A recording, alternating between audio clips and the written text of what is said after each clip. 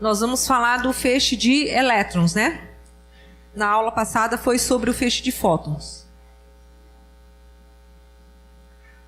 Então, a gente já viu, né, que a luz síncrotron é uma ferramenta poderosa para estudar os materiais. Então, como fazer para produzir essa luz? Então, a gente já viu que a luz síncrotron é a radiação eletromagnética emitida por partículas carregadas viajando a velocidades próximas da luz quando eles mudam de direção. Então, qual que é o nosso problema? Né? Nosso problema é, primeiro, produzir um feixe ultrarrelativístico de elétrons. Depois, prover condições de estabilidade para que esse feixe ultrarrelativístico de elétrons fique estocado por um longo tempo, radiando luz, né? E depois a gente precisa levar essa luz até os experimentos. Então, se a gente conseguir fazer essas três coisas, a gente tem uma fonte de luz síncrotron. Então, como fazer? Primeiro, para produzir um feixe ultrarrelativístico de elétrons, a gente precisa do que a gente chama de um injetor, né?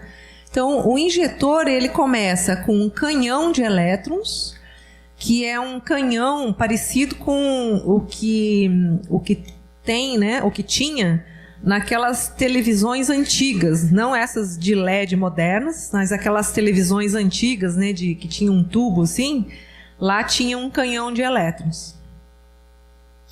A gente precisa de um acelerador linear e, no nosso caso aqui, a gente precisa de um booster, né?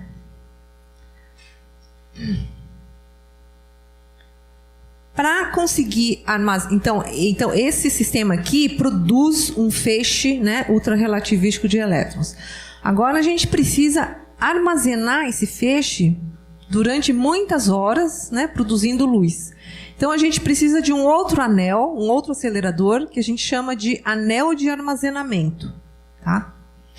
Então, esse anel de armazenamento, ele contém vários subsistemas para poder prover condições de estabilidade para o feixe ficar lá durante muitas horas produzindo luz. Então, um subsistema importante é a rede de ímãs, uma rede magnética, que é responsável por guiar e focalizar o feixe. A gente precisa de um sistema de ultra alto vácuo, que é para limpar, né, o caminho do feixe, porque senão o feixe de elétrons ele colide, ele espalha, né, com as moléculas de gás, né, residual. Por exemplo, se tem no ar, aqui no ar está cheio de molécula. Se eu colocar um feixe aqui, ele vai colidir, eu vou perder o feixe rapidinho. Então, eu preciso de limpar o caminho do feixe, né? Então, ultra alto vácuo.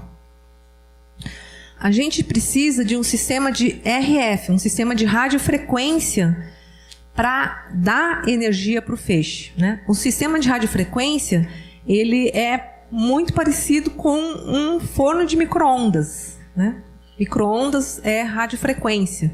Então, só que a gente usa esse forno de micro-ondas para dar energia para os elétrons, né? Em vez de esquentar a batata, a gente transfere energia para os elétrons.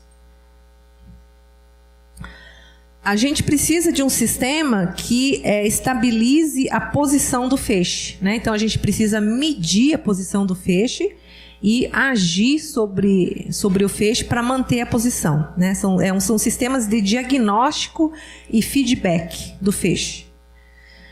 Precisamos também de um sistema de controle, né? Porque são milhares de equipamentos que precisam operar dentro das tolerâncias, sincronizadamente, etc, etc. Né? Então, precisa de um sistema. Esse aqui são alguns dos subsistemas principais. Existem muitos outros subsistemas, mas eu coloquei aqui alguns dos principais só. E para levar, então, o feixe até os experimentos, a gente precisa, então, das linhas de luz, né, que contém elementos ópticos, lugar para pôr amostra, detetores, né, sistema de aquisição de dados. Então, aqui, o que a gente não vai ver nada, né, sobre as linhas de luz, porque vocês vão ver nos outros tópicos. A gente também não vai falar nada sobre o injetor, nem sobre os outros subsistemas, que isso na aula de amanhã do Regis, ele vai mencionar, né, alguma coisa sobre os outros subsistemas. Então, a gente vai falar aqui sobre a rede magnética que guia e focaliza o feixe. Então, aqui tem um esquema, né, de uma fonte de luz síncrotron, em que aqui a gente teria o canhão, né, no 1, aqui tem um acelerador linear, depois tem o booster, tudo isso é um injetor, e depois aqui tem o anel de armazenamento, né, onde o feixe fica estocado, e dele, né, saem então os feixes de fótons que vão através das linhas de luz para as estações experimentais. Então, se a gente olhar agora o anel de armazenamento, né, a anatomia dele, então nós vemos aqui dipolos, né, que são esses ímãs que defletem o feixe. Nós temos aqui trechos retos, onde são colocados os dispositivos de inserção, né? Aqui nós temos ímãs, né? Outro tipo de ímã. Esse aqui é um tipo de ímã que tem 2 polos, né? Dipolo. Aqui tem outro tipo de ímã que a gente chama de quadrupolo, né? Que tem 4 polos alternados, norte-sul. E ele funciona como se fosse uma lente, né? Uma lente para elétrons. Se o feixe entrar aqui, né, paralelo, né, ele sai focalizado, né, tem uma distância focal. Aqui a gente tem representado um sistema de vácuo. Então aqui é a câmara de vácuo, aqui tem uma bomba de vácuo. E o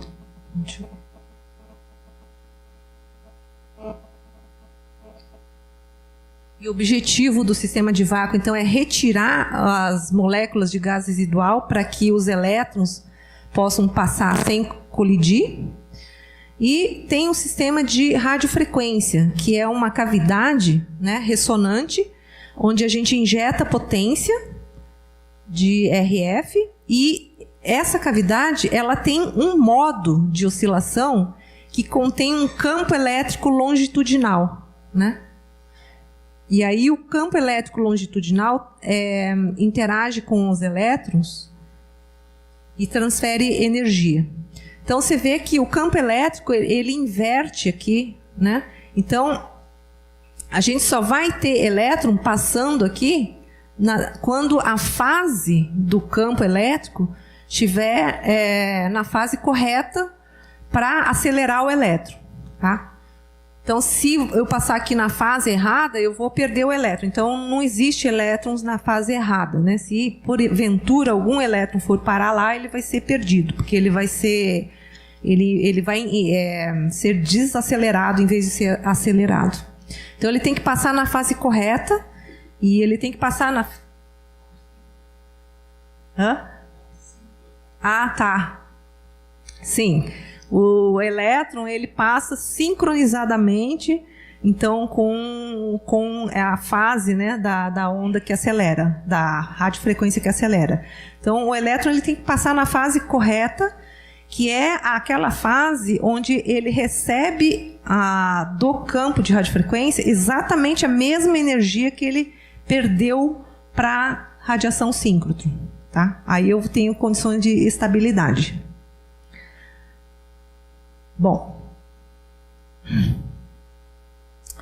então, olhando agora o movimento transversal dos elétrons, né? Ou seja, como que a gente usa a rede magnética para prover condições de estabilidade. Então, vocês conhecem essa expressão, é a força de Lorentz. Então, a gente tem aqui o campo elétrico, campo magnético e a força que age sobre o elétron, né? Depende da velocidade. Como a gente viu que a velocidade é próxima da velocidade da luz, próxima de c, então esse número aqui é um número muito grande, né? Porque o c é um número muito grande. Por isso que a gente usa campo magnético para interagir com o elétron, né? E não um campo elétrico. Porque eu precisaria de um campo elétrico muito forte para dar a mesma força que eu consigo aqui com o campo magnético, justamente porque o C é um valor muito grande, tá? Por isso que a gente usa rede magnética. Então, uma rede magnética de um anel é mais ou menos isso aqui. Eu coloquei aqui um pedaço da rede dos Sírios. Então, a gente tem dipolos, que é para curvar o feixe. A gente tem quadrupolos, né, para focalizar o feixe. A gente tem sextupolos para corrigir aberrações cromáticas do feixe. Então, o anel, né, ele normalmente ele é composto de redes magnéticas, né? A gente chama esse período aqui de uma rede. E o anel inteiro, então, é composto de várias células, né? Várias repetições desse período. E é a rede magnética que determina as propriedades do feixe de elétrons. Por exemplo, a imitância. Lembra? Imitância era um parâmetro, né, de mérito que caracteriza a qualidade do feixe. Então, é a rede magnética que determina a imitância. Outra coisa que a rede magnética determina é o spread de energia, né, dos elétrons. Que eu não falei, mas esse é um parâmetro importante também, porque ele influencia, né, os harmônicos de ordem mais alta do ondulador. Fala. Eu vou falar mais para frente, tá? Então, aqui tem os tipos, né, de ímãs e os campos que eles produzem. Então, aqui, ó, o número de polos, 2, 4, 6. Por que não tem número ímpar de polos? Bom, então, o dipolo, né, polo norte-sul, produz um campo constante, tá? O quadrupolo, ele é formado assim, com campos alternados e ele produz um campo, né, que varia linearmente com X. X é essa direção aqui. Tá? Bem no meio é 0, né? Para cá o campo aumenta e para cá ele diminui. Né? E o sexto polo, né, essa configuração de polos aqui, que produz um campo BY, né, que é quadrático em X. Tá? E aí existem outros multipolos também, mas vamos falar só desses 3. Então, começando com o dipolo. Então, o dipolo produz um campo constante. Então, a gente está supondo que só tem campo em Y, né, constante. Então, a deflexão é no plano horizontal, né? A força é perpendicular ao campo, né? Então, aqui tem um sistema de coordenadas, né? X, Z para cá na direção do elétron. Então, aqui a gente está representando as coordenadas aqui. Então, na presença desse campo magnético constante, o elétron, que tem um momento P, ele descreve uma trajetória circular com um raio de curvatura fixo. Então,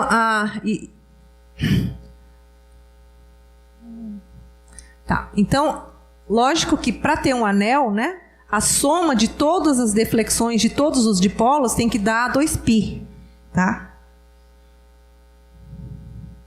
Então, no dipolo tem um raio de curvatura e aí ele é defletido de um ângulo θ. Se eu somar todos os θs de todos os dipolos do anel, ele tem que dar 2π. O raio de curvatura é dado por essa expressão, né? Depende do momento do elétron e do campo elétrico, do campo magnético. A gente define essa quantidade aqui, B-ρ, né? Que basicamente depende do momento ou da energia, né, do elétron. A gente chama de rigidez magnética, tá? Então, rigidez magnética é proporcional à energia, por exemplo, do feixe, ou um momento. E como a soma dá 2π, né, se a gente tiver deflexões constantes, iguais, né, de todos os dipolos, então cada dipolo, né, é 2π sobre o número de dipolos. Tá? Aqui eu quero definir aqui, então esse raio de curvatura depende da energia, né? Então se eu tiver um elétron que passa por esse mesmo campo com uma energia diferente, ele vai ter um outro raio de curvatura, tá? Então a gente vai definir um raio de curvatura nominal, que é para a energia nominal da máquina. E os outros elétrons que têm uma dispersão de energia, né? Porque você nunca consegue ter todos os elétrons com a mesmíssima energia. Sempre tem uma variação entre eles. Então, os outros elétrons com energia diferente vão percorrer um raio de curvatura diferente. E essa diferença aqui a gente chama de dispersão, tá? Depois eu vou definir mais precisamente, que eu queria introduzir já agora aqui a noção de dispersão, que a dispersão é parecido com um prisma, né? Quando entra um raio de luz, quando entra luz branca, essa luz branca é dispersada nas suas várias cores.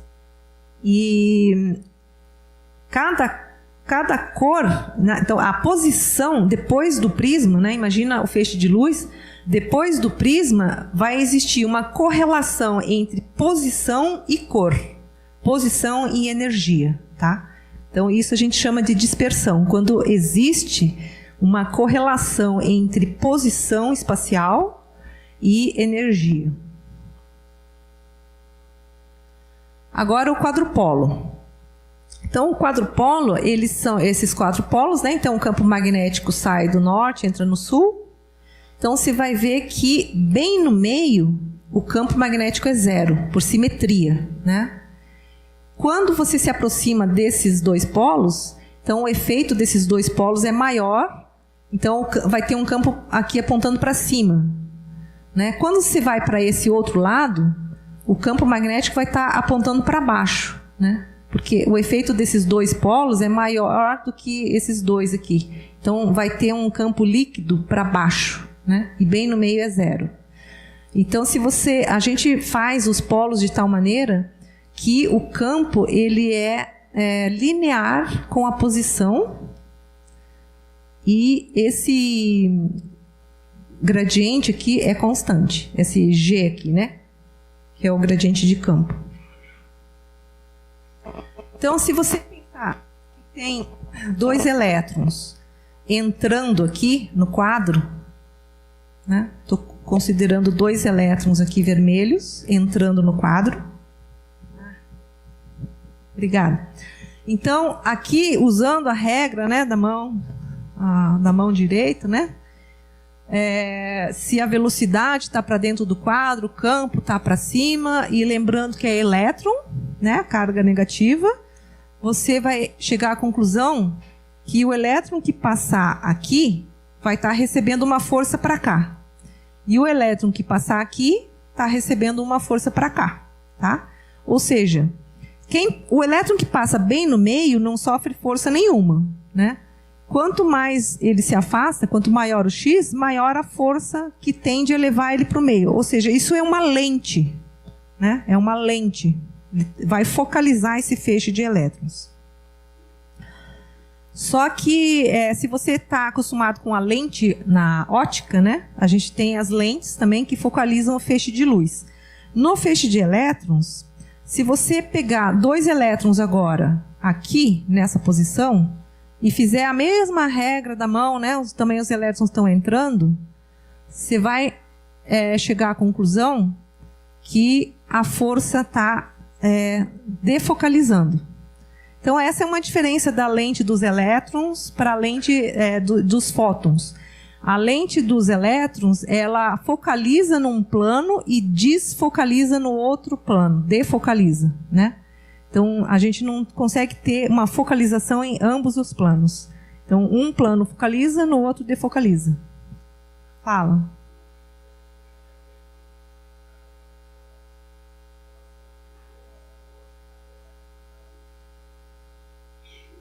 tá, depois eu vou falar, é bem crítico.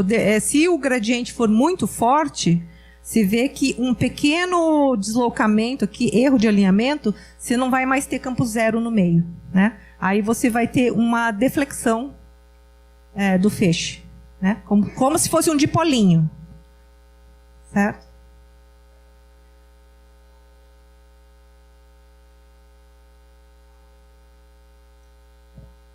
Em relação porque o bending, ele é um campo constante, né? Então, um campo constante, se você tiver um erro de alinhamento, não é tão crítico. Agora, o bend, ele é bem crítico se você tiver um erro de rotação, porque aí o campo não vai ser vertical, vai ter uma componente horizontal. Mas o campo constante não é tão crítico o alinhamento. Agora, esse cara aqui, o quadrupolo, ele é bem crítico. Então, o que a gente faz? A gente coloca combinações de quadrupolos focalizadores e defocalizadores, de modo que o efeito líquido em ambos os planos seja focalizante. Tá? A gente consegue, mesmo usando quadrupolos focalizadores num plano, defocalizadores no outro, fazer com que ambos os planos no líquido, né, seja equivalente a um focalizador. Então, se você for ver aqui a força agora, né, aquela força de Lorentz, tem a velocidade, lembra? É velocidade vezes o campo, né? Só que o campo, ele é uma constante vezes x, né? Então, você vê que, nesse caso aqui, a força x é assim e a força y é assim com sinal oposto. Mas, o que você vê é que é uma força linear com x, né? Então, para quem conhece um sistema de massa-mola, onde F igual a Kx, né? Onde K é a massa da mola. Então, esse é um sistema oscilante, é um sistema de... os físicos conhecem bem o oscilador harmônico, né? Que dizem que é o único sistema, né, que os físicos conhecem, que é o oscilador harmônico. Então, você vê que o quadrupolo, ele é equivalente à mola. O quadrupolo fornece o K da mola, tá? Desse sistema oscilante. Então, para quem não é muito familiarizado com um oscilador harmônico, tem um exemplo, por exemplo, do pêndulo, né? Então, o que acontece? O pêndulo ele fica oscilando numa posição de equilíbrio, que é bem no centro, né? Se ele está parado bem no centro, ele está em equilíbrio. Mas se ele... Então, por que ele fica oscilando? Porque quanto mais ele se afasta do equilíbrio, maior é a força que tende a retornar ele para o equilíbrio. A mesma coisa a mola, né? Quanto mais você puxa a mola, maior é a força que tende a retornar a massa para o equilíbrio. Aí, quando ele passa do equilíbrio e vai para o outro lado, a força inverte. Então, a força está sempre tentando puxar ele para o equilíbrio. E quanto mais longe do equilíbrio, maior é a força que tende a... Então, é um sistema que fica em equilíbrio oscilando. Tá? Então, o quadrupolo faz isso. O quadrupolo é o que... digamos assim, é a mola, né, do sistema. Então... vocês vejam que eu estou olhando agora o quadrupolo de lado, né? Então, o feixe que passa bem no meio aqui, ó, não sente campo nenhum, passa reto. Quanto mais longe do centro ele passa, maior é o campo, né? Maior é a deflexão que ele sofre, né? E é linear. Então, quanto mais ele se afasta, esse ângulo de deflexão aumenta linearmente com x. Então, se você fizer uma geometria simples aqui, você vai ver que todos esses raios, né, eles se concentram nesse ponto aqui, que é a distância focal do quadrupolo. Se a gente definir um parâmetro K1 do quadrupolo como sendo esse G aqui, né, dividido pela rigidez magnética, isso a gente chama a força do quadrupolo. A gente tem que a distância focal é dada pela força do quadrupolo integrada no comprimento dele. É a força do quadrupolo vezes o comprimento do quadrupolo. Eu tenho a distância focal dessa lente. Agora, o sexto polo, né? O sexto polo é um elemento não linear usado para corrigir a aberração cromática, tá? E controlar a dinâmica não linear. Então, como a gente viu, o sexto polo, ele produz um BY, que é quadrático, com X, tá? Aqui tem outros componentes, mas eu vou olhar só aqui no plano, tá? Plano X para Y igual a 0. Então, eu tenho um BY que é proporcional, que varia, né, com x ao quadrado. Então, para que serve? Então, o quadrupolo, a gente viu que ele tem uma distância focal para uma determinada energia, né, do feixe. Se eu tiver um feixe com uma outra energia, né, porque o feixe com outra energia, ele está passando no mesmo campo aqui. Então, como a energia é diferente, ele tem outra deflexão, certo? Então, aqui um feixe com energia diferente, ele vai ser focalizado em um outro ponto. Então, isso aqui é como se fosse uma aberração cromática dessa lente, tá? Então, a distância focal varia com a energia do feixe. Nesse caso aqui, o feixe azul, ele tem mais energia, né? Porque um feixe com mais energia, ele é menos defletido pelo campo. Só que esse efeito aqui, de aberração cromática, ele é fatal para a estabilidade do feixe, tá? Depois, não vou entrar em detalhes aqui, né? Mas eu não posso ter esse efeito de aberração cromática nessa minha rede magnética. Eu tenho que corrigir isso. Porque existe um efeito que mata o feixe, né? Quando eu tenho isso. Então, como que eu faço para corrigir esse efeito? Então, eu pego uma região com dispersão, lembra? Nessa região com dispersão, existe uma correlação entre energia e posição do feixe. Então, digamos que nessa região aqui que eu estou esquematizando, eu separei a energia maior vem para cima e a energia menor vem para baixo, tá? Então, eu tenho essas regiões no anel, porque eu tenho os dipolos, né? Os dipolos, eles defletem, eles são um espectrômetro, eles separam, né, o feixe nas diversas energias. Então, eu chego nessa região aqui que tem dispersão, separo, né, as energias e coloco uma lente adicional, no caso, uma focalização adicional aqui em cima e uma defocalização adicional aqui embaixo. Quando eu faço isso, eu corrijo, né, a aberração e corrijo a aberração cromática. Acontece que essa lente aqui, ela é um sextupolo, porque a gente viu que a gente está colocando um quadrupolo agora, né? A gente está colocando uma lente que depende da posição, né? Então, o quadrupolo, a gente tinha um campo constante, né? Mas um gradiente constante, mas o campo dependia de x.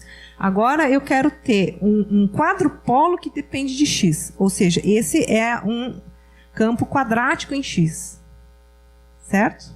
Então, o sextupolo que produz esse campo. Então, eu preciso colocar sextupolos nas regiões dispersivas do anel para corrigir o efeito de cromaticidade das lentes quadrupolares. Só que o sextupolo, ao mesmo tempo que corrige a cromaticidade, ele introduz um outro efeito. Porque agora, imagina, se eu olho para o feixe que tem a mesma energia, né? Agora eu tenho um feixe com a mesma energia. Como ele passa nesse mesmo quadrupolo, eu tenho esse sextupolo aqui, o que acontece? Eu vou ter uma aberração geométrica. Agora, os sextupolos, eles corrigem a aberração cromática, mas eles introduzem uma focalização agora que depende da amplitude. Então, a gente está num mato sem cachorro, né? Ou a gente corrige a cromaticidade e introduz uma aberração geométrica, ou a gente não tem aberração geométrica, mas tem aberração cromática. Só que para o anel funcionar, eu preciso corrigir a aberração cromática. Então, a gente coloca o sexto polo, corrige a aberração cromática e tenta conviver com a aberração geométrica, tenta minimizar esses efeitos. Uma das maneiras de minimizar esse efeito, por exemplo, é colocar sexto polo na região não dispersiva. Porque se eu tiver um sexto polo na região não dispersiva, ele não vai fazer nada com a cromaticidade, né? Ele só faz alguma coisa para a cromaticidade se ele está na região dispersiva.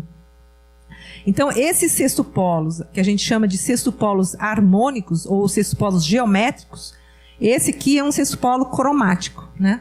Mas eu tenho também sextopolos geométricos que eu coloco na região sem dispersão, que tenta minimizar esse efeito aqui de aberração geométrica. Por isso que a dinâmica dos elétrons nesse anel, ela é não linear, né? É uma dinâmica que é bem difícil de otimizar, porque ela começa a ficar caótica, né? Nas regiões de amplitudes mais altas. Nas amplitudes pequenas, tudo funciona linear, né? Mas você vê que quanto maior a amplitude aqui, maior é a não linearidade introduzida pelos sextopolos. Então, aqui tem exemplos, né, reais de magnetos. Então, por exemplo, esse aqui é um sexto polo, né, tem 6 polos. Então, se o polo é norte ou sul, depende da direção aqui da corrente que passa na bobina, tá? Então, aqui tem um quadrupolos, né? Aqui são quadrupolos do booster do Sirius. Aqui tem um dipolo. E esse aqui é um sexto polo do Sirius, tá? Então, agora a gente vai ver como que é o movimento dos elétrons nesse acelerador. Então, a gente quer que os elétrons fiquem oscilando de maneira estável em torno de uma órbita de referência nominal para a energia nominal, que é uma órbita circular, né? Aqui eu estou representando por círculo, mas na verdade ele é composto de trechos retos e arcos, retos e arcos, né? Que não é só de polo, tem trechos retos onde a gente coloca quadrupolos e também tem trechos retos onde a gente coloca os dispositivos de inserção. Então, a gente define essa órbita de referência, né, ideal, e o elétron fica oscilando. E a gente coloca, né, o nosso sistema de coordenadas, é um sistema que segue o elétron de referência. É um sistema de coordenadas curvo, né?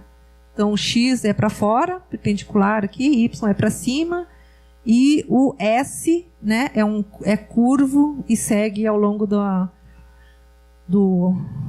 órbita de referência. Então, essas oscilações aqui em torno da órbita de referência a gente chama de oscilações Betatron, né?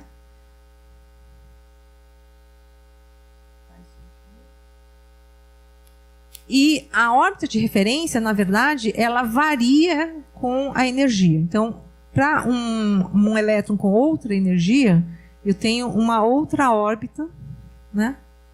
Então, a posição total do elétron é dada por uma parte que depende da energia, né? Essa órbita fechada aqui, e a outra parte que oscila em torno da órbita de energia. Da órbita fechada para outra energia. Então, essa órbita que depende da energia, né? Então, ela é simplesmente a função de dispersão vezes o desvio de energia, tá? A gente chama essa função de dispersão, é simplesmente a correlação entre energia e posição, né? É um coeficiente que correlaciona energia e posição. É a função de dispersão. Eu estou introduzindo essa função porque ela vai ser muito importante depois, guardem, né? Ela vai ser muito importante depois para determinar a imitância do feixe, tá? É essa correlação entre posição e energia. E a órbita que oscila em torno dessa órbita, então, é uma órbita oscilante, né? Tem uma amplitude e uma fase. a amplitude aqui, essa fase que é um cosseno, né? Então, essa amplitude aqui define o envelope do feixe. E a fase, né? A fase ela vai avançando aqui, né? Ao longo do S, tá? E ela define o que a gente chama de sintonia, ou tune, né? Isso aqui, quem for fazer o experimento lá, depois o módulo de experimento na sala de controle, vai medir isso aqui, tá? Então, isso aqui o que é? É o avanço de fase quando eu dou uma volta completa na máquina, tá? A gente chama de sintonia. Ela é importante porque um sistema de massa-mola, um sistema de oscilador harmônico, tem uma das principais características dela é a frequência natural de oscilação. Então, essa sintonia é a frequência natural de oscilação do sistema, desse nosso sistema. Porque ela é o avanço de fase, né? Então, o avanço de fase em unidades de 2π dá o número de oscilações, né? Ou seja, a frequência de oscilação do elétron. Então, o que acontece é que o elétron ele fica oscilando, né? E quando ele dá uma volta completa, ele oscilou N vezes aqui, né? Então, ali oscilou uma vez, duas, tá? Então, o número de oscilações que ele dá é essa sintonia. E essa sintonia ela é bastante importante porque existem várias ressonâncias que são relacionadas à sintonia.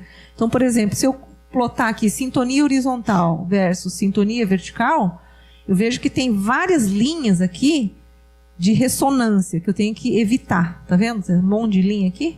Eu tenho que escolher um lugarzinho que tenha menos linhas, né? Que é o ponto de operação da máquina. Que são as frequências, né, do oscilador harmônico que a gente está trabalhando, do sistema. Por exemplo, um exemplo que todo mundo conhece é o do balanço, né? O balanço é um oscilador harmônico.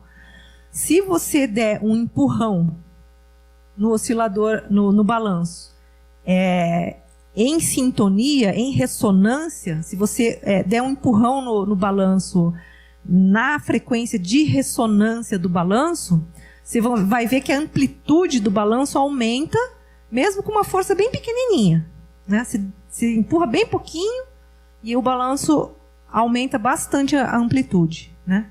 Então, só que no nosso sistema a gente quer evitar isso, porque a gente quer que o feixe fique estável, né?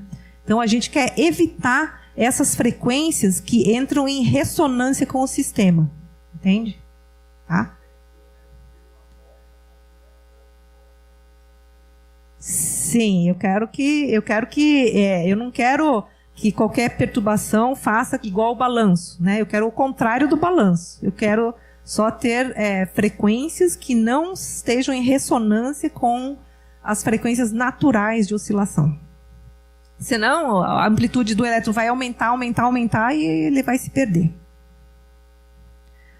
Mas tudo bem, isso eu vou falar um monte de coisa aqui, porque assim, é impossível em 1h30, né, explicar tudo, mas eu vou passar por vários conceitos, só para vocês terem uma ideia, tá? Não se preocupem, né, se não conseguir pegar os conceitos todos. Então, só explicando então um pouquinho o que é imitância e a relação da imitância com o brilho. Então, aqui a gente tem uma órbita de referência. Então, o elétron está oscilando em torno dessa órbita de referência. Como eu falei, tem um envelope, né? O elétron ele oscila dentro desse envelope. Se a gente olhar, né, o que a gente chama de espaço de fase, que nada mais é do que, por exemplo, eu olho nesse ponto aqui do anel, né? Fico aqui olhando e marco. Cada vez que o elétron passa aqui, eu pego nesse gráfico e marco a posição e o ângulo que ele passou. Tá? Por exemplo, na volta 1, ele passou nessa posição com esse ângulo. Tá? Na volta 2, ele passou nessa posição com esse outro ângulo. Na volta 3, ele passou aqui, né? Eu vou fazendo isso sucessivamente e eu vou ver que todos esses pontos caem em cima de uma elipse. A elipse do espaço de fase. Se eu olhar um outro ponto e fizer a mesma coisa, né? Eu vou obter uma outra elipse, tá? E se eu fizer num outro ponto, eu vou obter uma outra elipse.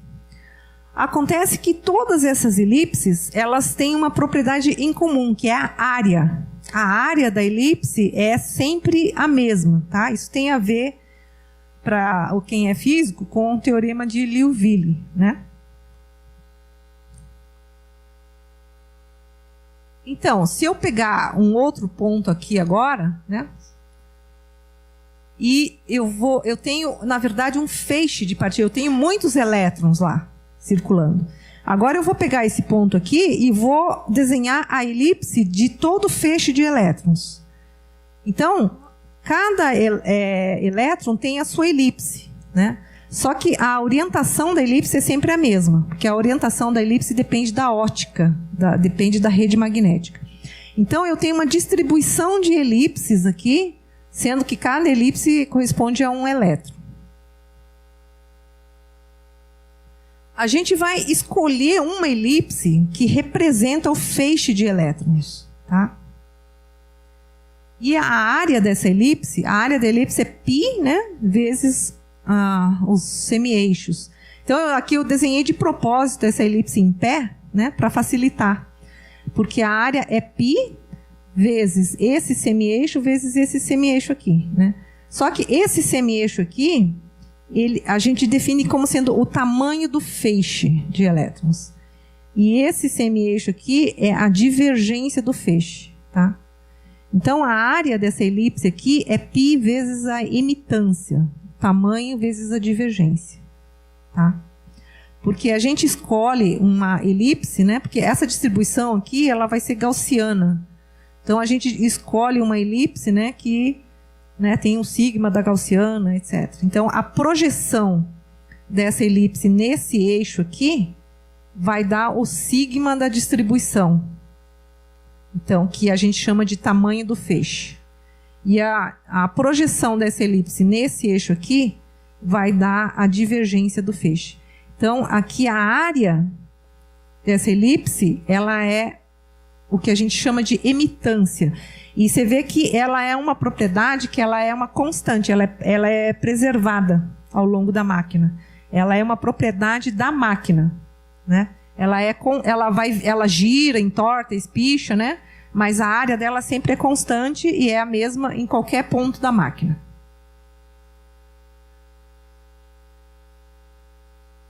Fala.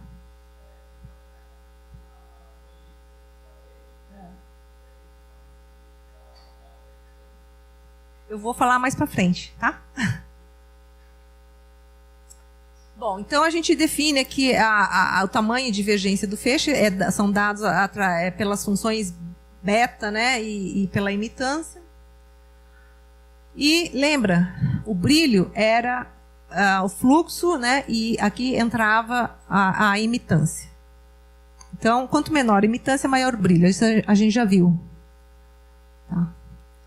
Então, para ter alto brilho, precisa ter pequena emitância. Bom, aqui a gente já viu, né, também, só para dizer que uma boa fonte é uma que tem pequena emitância. Então, só para vocês terem uma ideia, aqui nesse gráfico, eu estou plotando todas as fontes de terceira geração em azul e as fontes de quarta geração, né, em vermelho e verde. Aqui é a emitância, né, que é dado em picômetros radiano. Então, é um tamanho vezes um ângulo. Tá? E aqui é a circunferência da máquina. Isso aqui é só para vocês verem que a terceira geração claramente tá aqui, cai nessa linha. E a quarta geração, né, que é baseada em redes MBA, vou falar depois o que é, tem um salto, né? Entre a terceira e a quarta geração, dá para ver aqui. Só que esses bolinhas vermelhas são máquinas que estão sendo planejadas ou estudadas, tá? Que está em construção ou comissionando são essas em verde. É o Max 4 na Suécia, que é o primeiro que está comissionando, está meio que transicionando para a operação. O Sirius e o upgrade do ESRF. Todas essas outras aqui são máquinas que estão em estudo. Aqui tem uma tabela, então, né, de todas as máquinas em estudo. Tá vendo? Você vê que tem várias que são upgrades das máquinas de terceira geração. Então, o que dá para ver aqui é que essa área de fonte de luz síncrotron usando anel de armazenamento é uma área que está bombando no mundo todo. Uma área quentíssima. Praticamente todos os anéis de terceira geração estão fazendo upgrades, planejando upgrades para a quarta. Então, é uma área bastante ativa hoje em dia. E o Sirius, né, como é a segunda que vai entrar em operação no mundo, ela está virando uma referência, né? Várias pessoas estão procurando a gente. Você vê que aqui eu não coloquei, mas aqui tem máquinas dos Estados Unidos, Europa, Canadá, Inglaterra, né? Itália, China. Então tem Japão, tá vendo? Suíça, Alemanha. Então todo mundo está fazendo upgrade das suas máquinas de terceira para quarta geração. E a gente vai ver por quê. Qual é o grande pulo do gato, né, que permitiu fazer essa diminuição drástica de emitância usando a quarta geração. Fala.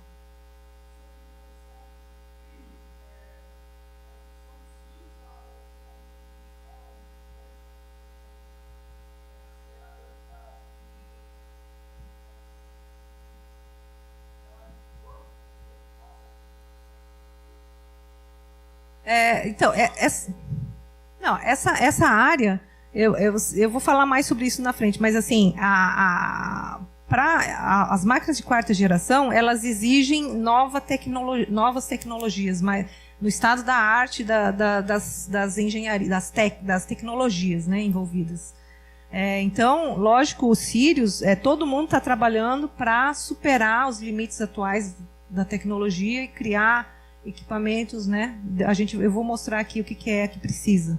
E o Sirius, lógico, tem contribuição, né? Então, assim, é uma colaboração mundial, todo mundo trabalhando, contribuindo, né? Um ajuda o outro. Né? É uma área que é aberta, né? Tem colaboração, todo mundo colabora, ninguém não é fechada, né? Então, é bem legal. Então, a gente usa ideias que outros tentaram, outros usam nossas ideias. Não sei se é isso que você perguntou. Bom, então aqui, né, já tinha mostrado esse gráfico. Então aqui também, aqui a gente já tinha falado também, só que eu quero entrar em um pouquinho mais de detalhe, que é o brilho, né? Então era a densidade de fluxo no espaço de fase. Então aqui é o fluxo, que é o número de fótons por segundo por 0,1% de banda passante. E aqui embaixo, lembra, tinha o tamanho do feixe, né? Só que aqui, na verdade, aqui tinha a imitância. Só que não é só a imitância do feixe, é a convolução da imitância do feixe com a imitância dos fótons, tá? Então aqui embaixo a gente tem, na verdade, uma convolução. A imitância limitante dos fótons seria a imitância emitida por um elétron, né? A distribuição de fótons emitida por um elétron. Aí eu faço a convolução com a distribuição de elétrons, e aí eu vou ter a distribuição final, né, dos fótons. Essa imitância aqui, limitante dos fótons, no caso de um feixe gaussiano, ele é lambda sobre 4π, tá? Isso aqui vem do princípio de incerteza lá, né? Só que para o ondulador, o feixe não é gaussiano, como a gente vai ver. Então, aqui, para o ondulador, a imitância limitante dos fótons é lambda sobre 2π. E aquela fração de coerência, né, do ondulador, A fração de coerência, então, ela pode ser também definida como a razão entre a imitância limitante dos fótons, tá? Dividido pela imitância, pela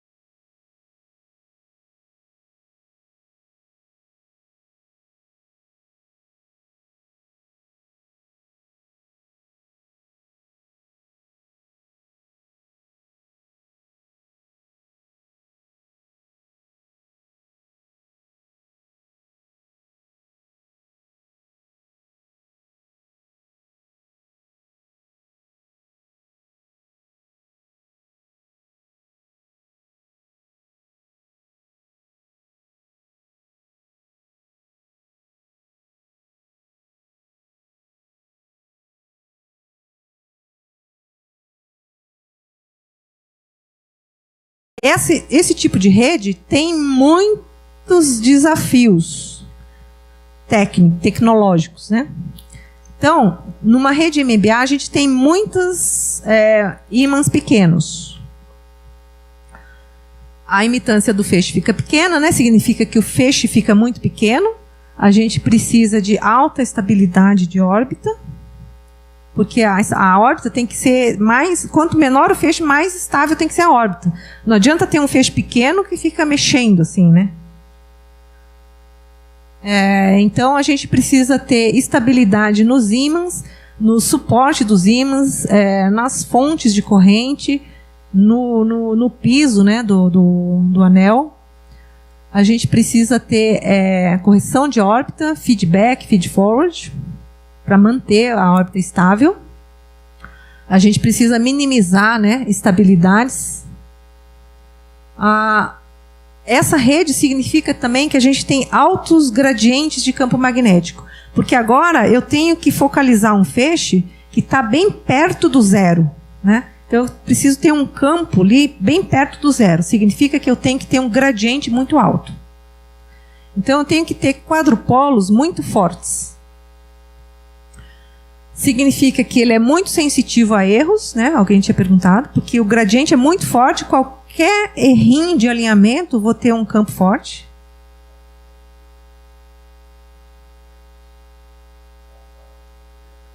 Para os Sirius, a tolerância de alinhamento dos quadrupolos é 30 micrômetros, né? Só que você imagina que é um anel de 500 metros de circunferência, né? Com a precisão de alinhamento de ímãs grandes, né? 30 micrômetros. A gente tem gradientes de campo magnético que é do tipo 100 Tesla por metro. Tá? O pessoal chega até mais de 100 Tesla por metro. São os gradientes típicos de quadrupolo. Então, também a gente precisa de alta estabilidade, né? Alta correção, né? O fato de ter gradientes tão fortes significa também que a gente tem a dinâmica é bastante não linear, o que significa que a gente tem a região de estabilidade, onde os elétrons são estáveis, fica muito pequena, porque aumentou um pouquinho a amplitude, ela já fica bastante não linear, fica caótico, a gente perde o elétron. Então, é muito difícil de conseguir injetar o feixe no anel, quando a abertura é pequena, de estabilidade, né? O tempo de vida fica pequeno, ou seja, a gente precisa de ferramentas de otimização de dinâmica não linear, que é bastante complexo, porque são muitos sextupolos que a gente tem que otimizar, né? Muitos quadrupolos, muitos sextupolos. E o problema é não linear ainda por cima, né?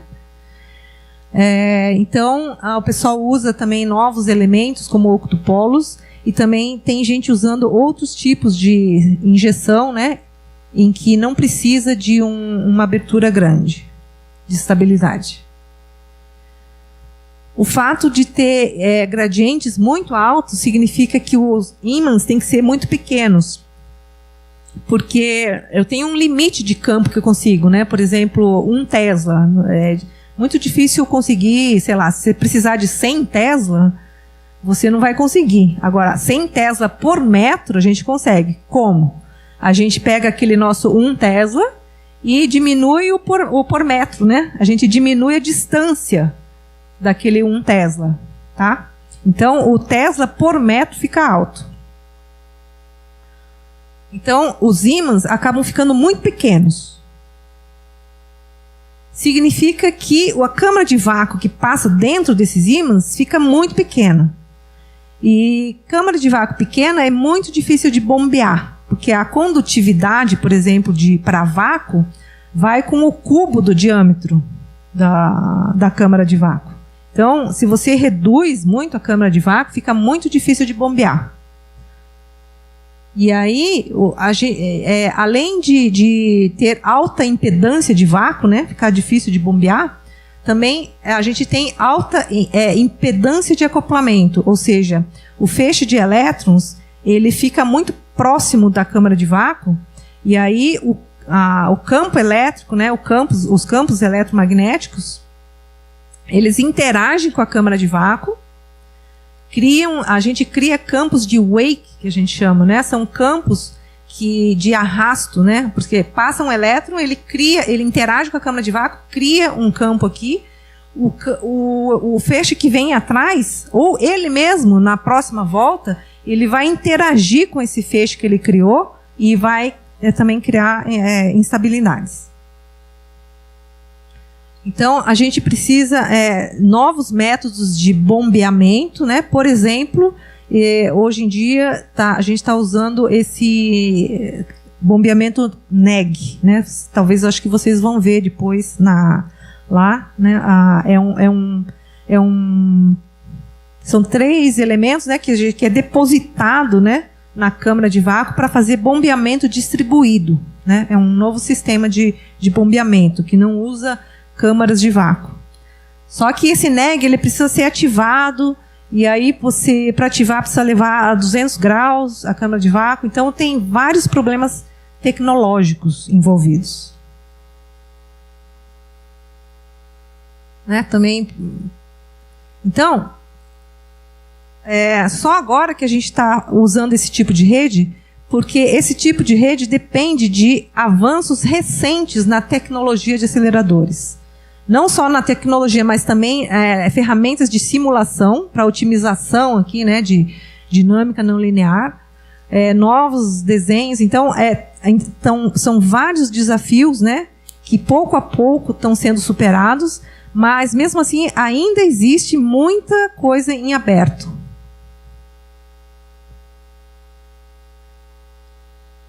Bom, a gente falou no número de dipolos, né? Mas não é só o número de dipolos, tem outros ingredientes também que a gente usa para reduzir a imitância. Uma é usar dipolos combinados com quadrupolos, né? Então, nossos dipolos todos têm gradiente de campo, né? Porque a gente ajuda a aumentar aquele damping partition, né? Esse daí que é o amortecimento. A gente também usa gradiente dipolos com gradiente longitudinal de campo. Não é mais aquele campo... Lembra que eu falei que o dipolo tem campo constante? Então, não tem mais campo constante. Agora ele tem gradiente transversal e tem gradiente longitudinal também. Porque a gente viu que a imitância depende daquele H, né, que é uma função ótica, e a curvatura, né? É o produto desses dois. Então, a gente quer minimizar esses dois. Como que a gente faz? A gente quer que o produto seja pequeno, né? Então, a gente compensa as variações em H com as variações na curvatura, ou seja, variações no campo. Tem um gradiente longitudinal. Então, é como se a gente quisesse manter essas funções óticas fora de fase com a função curvatura, né? Então, 2 funções fora de fase de tal maneira que o produto é pequeno. Ou seja, a gente quer radiar mais, né? Curvatura maior, radiar mais, onde o H é pequeno, onde a gente excita menos. Então, a gente consegue radiar mais, onde a gente excita menos. Outra coisa é que a gente zera, né, a dispersão nos trechos retos onde vai o dispositivo de inserção. Dispersão zero, né, lá. Por quê? Porque a gente quer que o dispositivo de inserção ajude a reduzir mais ainda a imitância. A gente pode usar, né, outros dipolos, não todos iguais, mas com comprimentos diferentes. Tem gente que usa também wigglers de amortecimento, né, damping wigglers, não é o nosso caso, porque ele aumenta o spread de energia, né? Isso aqui é um jeito força bruta, né, que não é um jeito elegante de reduzir a imitância. Tem também um pessoal lá da Suíça, né, que está usando um anti-bend.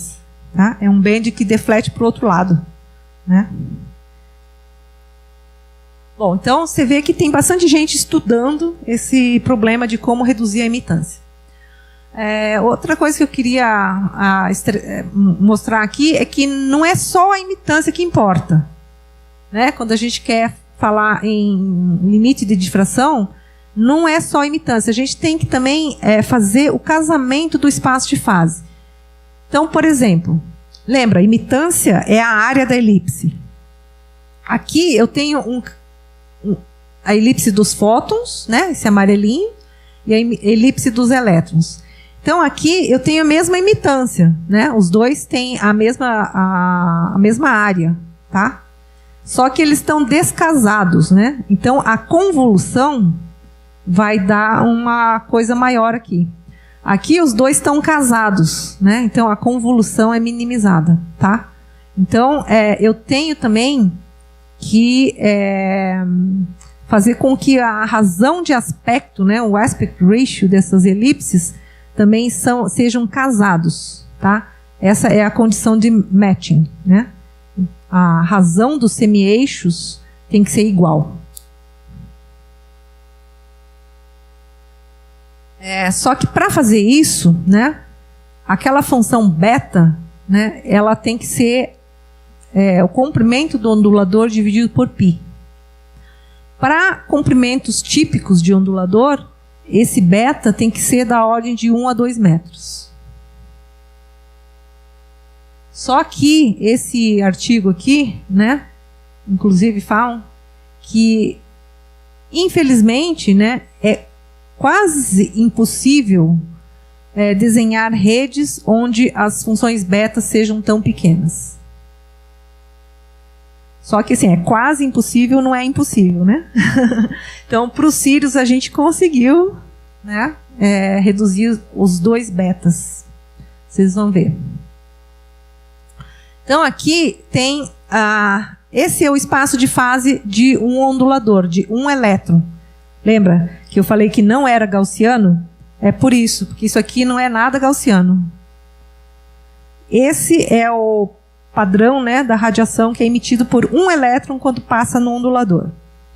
Então, quando a gente faz a convolução, né, com um feixe de elétrons que está na condição casada, que o beta, que é 1,5, está casado, aqui é o beta de 9.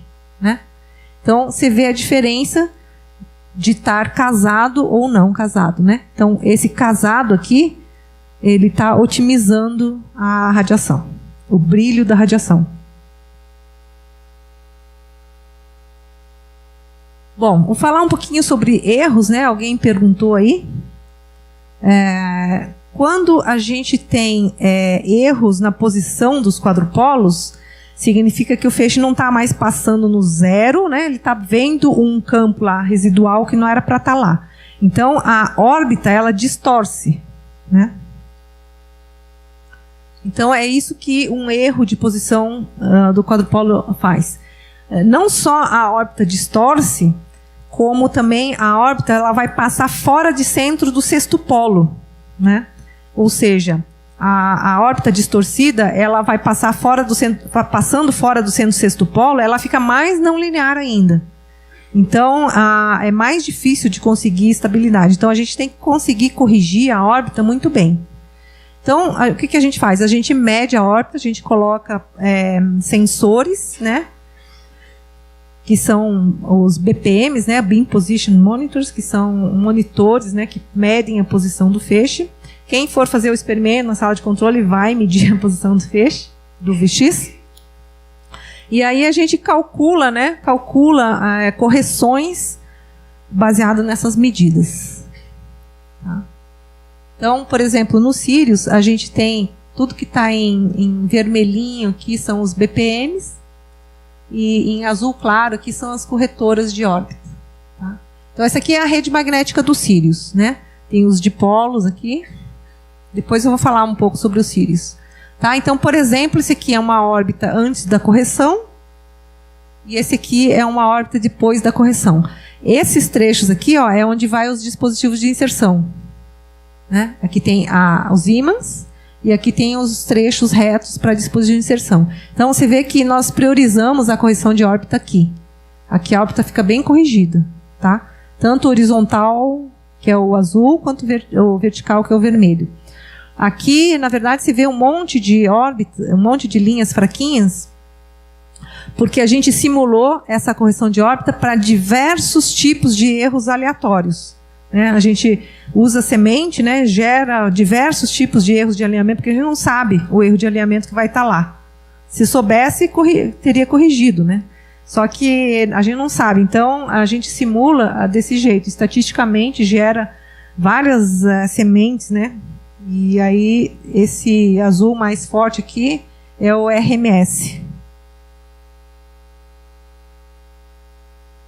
Outros erros, não só erro de posicionamento, agora o erro de gradiente mesmo. Então, o erro de gradiente vai gerar o quê? Vai gerar um erro de focalização do feixe. Que lembra? O gradiente determina a focalização. Se tem um erro de focalização, vai ter um erro na sintonia, né? Vai ter um erro na frequência de oscilação do feixe. Porque eu tenho um erro no K agora, no K da mola. Então, eu vou ter um erro na frequência. E lembra aquele diagrama de ressonância? Então, se eu tiver um erro na frequência, eu posso atingir qualquer daquelas linhas de ressonância. Então, eu tenho que corrigir também. Eu tenho que deixar na frequência nominal que eu desenhei, né?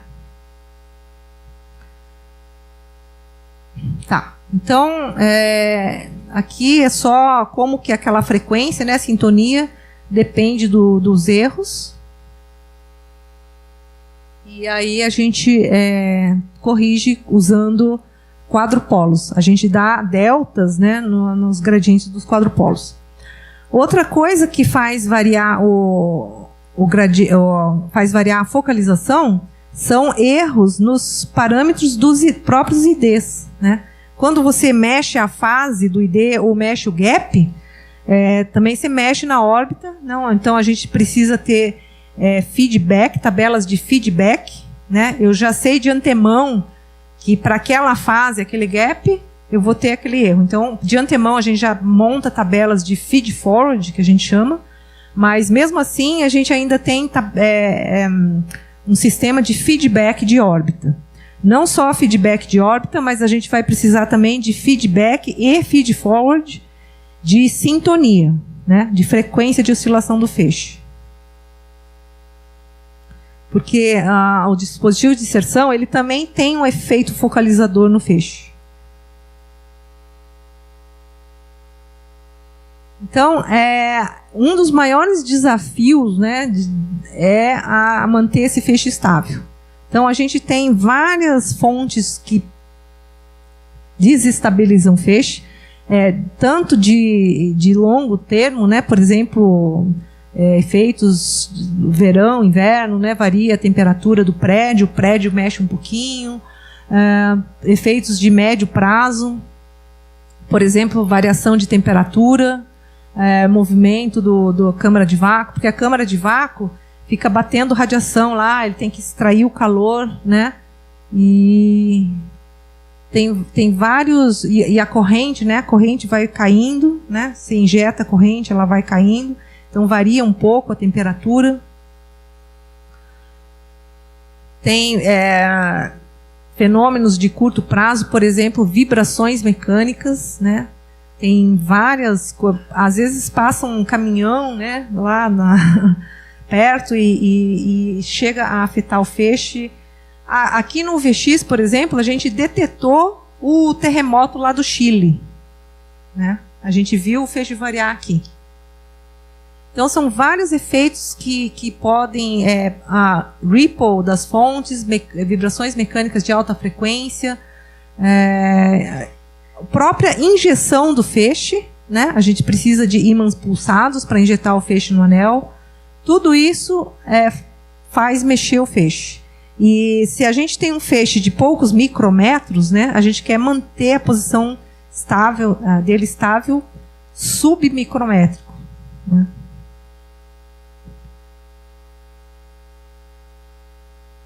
Isso aqui é um exemplo. Eu estou passando assim vários probleminhas. Opa, de novo. Estou passando várias coisinhas assim que só para vocês terem uma ideia. Eu já estou no fim. Ah, tá.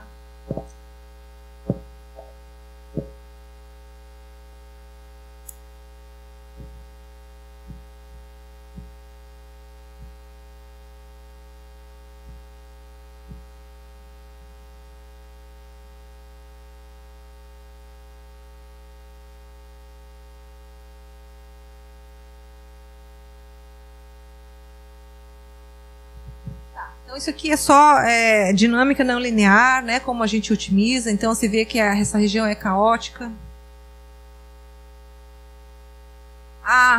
Movimento, tudo, a gente falou de movimento transversal, agora movimento longitudinal. Né? Então, como que a cavidade RF dá energia para os elétrons. Então, o elétron tem que passar nessa fase aqui. Tá? Vou passar meio rápido aqui. Então, na verdade, a frequência de RF, a tensão dentro da cavidade, né? É essa senoide aqui. Então, o elétron tem que passar nesse lugar aqui. Tá? Então, os elétrons, eles são empacotados no anel. Não é um feixe contínuo. É um feixe, são pacotes de elétrons. E esses pacotes são quando eles passam nessa fase aqui da RF. Tá? Então, a nossa cavidade RF tem frequência de 500 MHz, significa que a estrutura temporal dos pacotes, você vai ter pacotes separados a cada 2 nanosegundos, né? Passando na sua linha de luz. A maioria das linhas, eu acho que não consegue ver essa estrutura temporal, né? E ver um feixe, porque a cada 2 nanosegundos tem um pulso. Bom, esse aqui eu vou pular. Esse aqui eu vou pular também. Então, esse aqui é o Sirius, que a gente vai visitar, vocês vão visitar, né? Então, é o prédio que está em construção. Esse aqui é o campus, né? Nós estamos aqui nesse prédio. E os parâmetros do Sirius, né? A energia é 3 GeV, circunferência 518 metros. A gente tem 20 trechos 5BA, significa que tem aquele MBA, né, multiple band. O nosso é 5 band, achromatic, né? A imitância 0,25 nanômetros. Só que com os IDs a gente consegue chegar a 0,15, tá? O booster, então aqui a gente tem o LINAC, né? E a gente tem o booster, que é no mesmo túnel que o Sirius, né? Preso na parede de dentro. O booster do Sirius tem imitância de 3,5 nanômetros. Tá? É uma imitância bem pequena, é da ordem da imitância dos anéis de terceira geração que existem hoje. Então aqui está a rede do Sirius, né? Tem 5 dipolos, por isso que é 5BA. A gente tem esse dipolo do meio aqui, que é um superband, que a gente fala. Ele é um dipolo feito com magneto permanente e ele tem um pico aqui de campo de 3,2 Tesla, que é bem alto. Ele gera radiação de dipolo bem duro, né?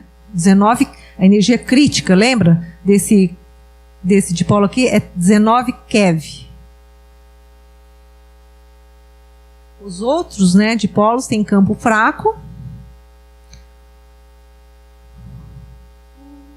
Tá? E a gente usa, então, a câmara de vácuo tem diâmetro de 24 milímetros, é pequenininho assim, e é coberto com neg, né? Então, os superbands, né, tem esse pico aqui de campo de 3,2 Tesla, tá?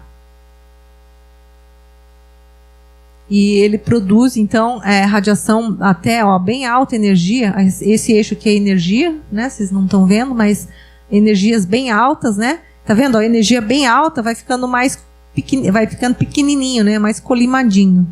As energias mais baixas, elas têm a abertura maior. Então, aqui tem as funções ópticas do cílio. Essa verde aqui é a função de dispersão, aquela que a gente viu, né? Você vê que aqui, onde tem o superband, que é onde irradia bastante, a dispersão é bem pequena. Isso ajuda a reduzir a imitância. A dispersão aqui nos trechos retos, onde vai os IDs, também é bem pequena, é zero, né? E a dispersão aqui, ela chega a pico de 8 centímetros, o que é bem pequeno. No UVX, a dispersão chega a 1 metro.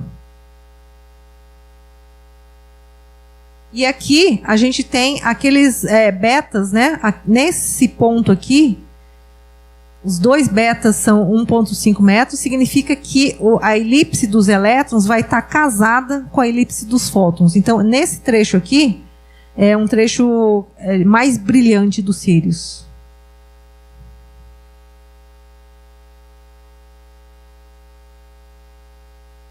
Tá, então esse é o modo de operação do Sirius, que a gente é um novo modo que a gente aumentou o número de baixo betas, né? A gente converteu um alto beta aqui para um baixo beta.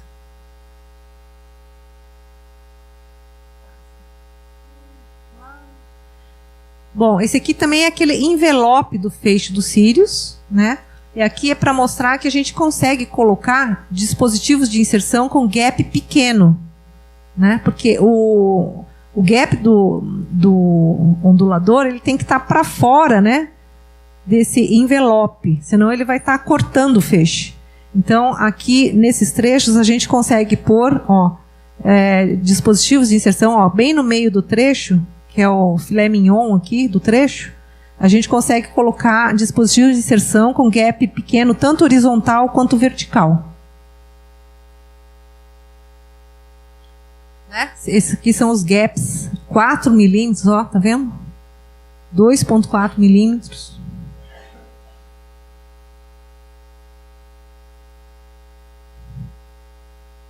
Então, isso permite a gente colocar esse tipo de onduladores delta, né? Que nos Sirius que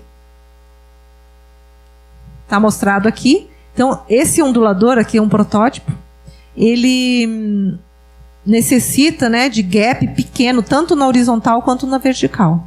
Por isso que ele não é usado em nenhum síncrotron hoje em dia, tá? Porque nenhum síncrotron conseguiu reduzir o gap, o beta, né, horizontal, tanto quanto a gente conseguiu aqui.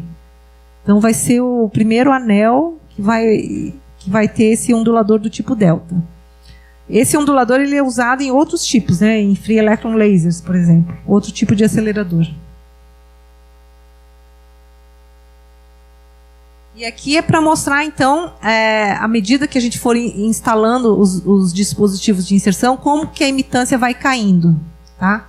Então, a imitância vai cair de 0,25, né, nanômetros, pode cair até 0,15 nanômetros.